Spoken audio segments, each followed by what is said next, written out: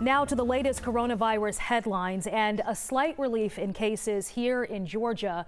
There are now more than 18,000 confirmed infections and nearly 690 people who have died. The new number showing a small drop in the percent of hospitalizations. Confirmed cases in the U.S. have jumped to more than 750,000 with more than 40,000 deaths. And somber news out of Europe, where the number of deaths has surpassed 100,000. Italy still has the highest death toll. Officials there moving closer to easing some lockdown restrictions. Now to that new model showing Georgia may have already reached its peak with COVID-19 cases. You may remember early data showing the peak would hit today on April 20th, but an updated model shows it peaking much sooner. Christy Diaz is live this morning from her home in Fulton County. Christy, does this mean we could see a slowdown in daily infections? Sheba, this is very hopeful news. It's something we can be cautiously optimistic about. But it is important to note that these models change day by day, so that date could always change. And it still recommends that we keep these safety measures in place all the way through June 15th. So let's talk about this model a little bit. It's the IHME model, which stands for the Institute of Health and Metrics and Evaluation. It's an independent health research center at the University of Washington School of Medicine. And infectious disease doctor Carlos Del Rio, he's out of Emory.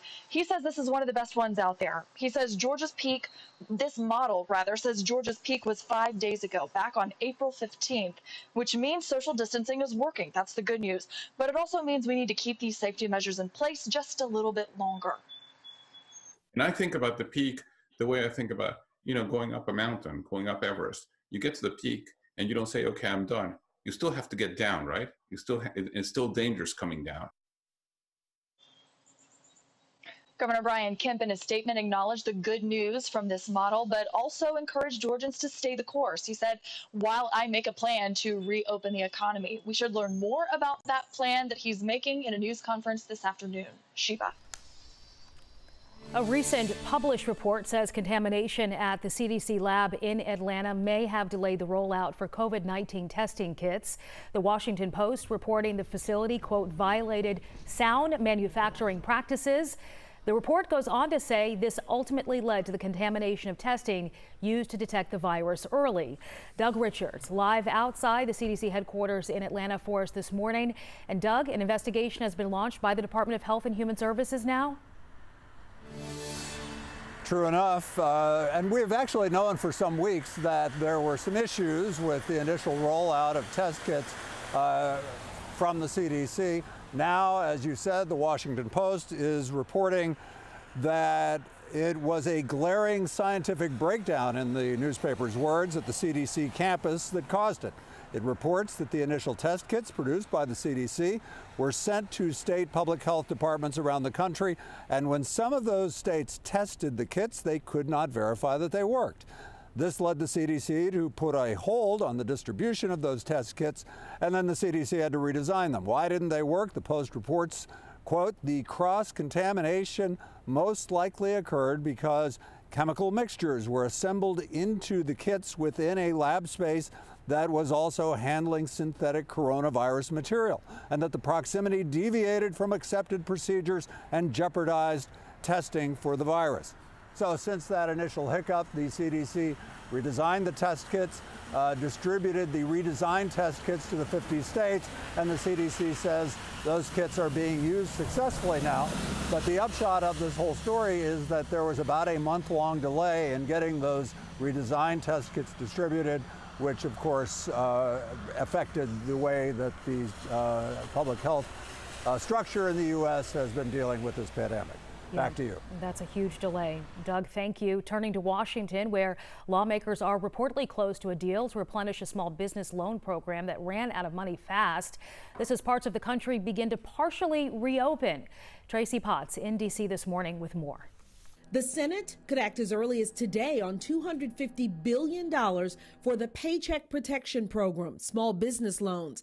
Billions more would be set aside to help rural and minority businesses. We think that another $300 billion, that's what we're talking about, should be sufficient to reach almost everybody. The coronavirus stimulus would include an additional $100 billion in the public health space, $75 billion for hospital support and another $25 billion for testing. President Trump announced on Sunday he'll use the Defense Production Act to force manufacturing of more testing swabs, but insists testing is up to each state. You can't have it both ways. Testing is a local thing. That's just delusional to be making statements like that. Parts of the country are already reopening. Beaches in Florida, marinas in the Northeast, farmers markets in Seattle. Texas and Vermont will open some businesses today. Other governors say it's too soon. We have increasing numbers every day here in the Washington region. Michigan's governor is concerned protesters may be putting others at risk. Without those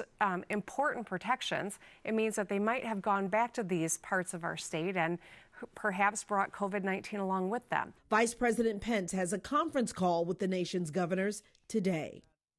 Tracy Potts, NBC News. And more protests are planned today, including in Pennsylvania and Arizona. Demonstrators demanding governors to reopen their states' economies.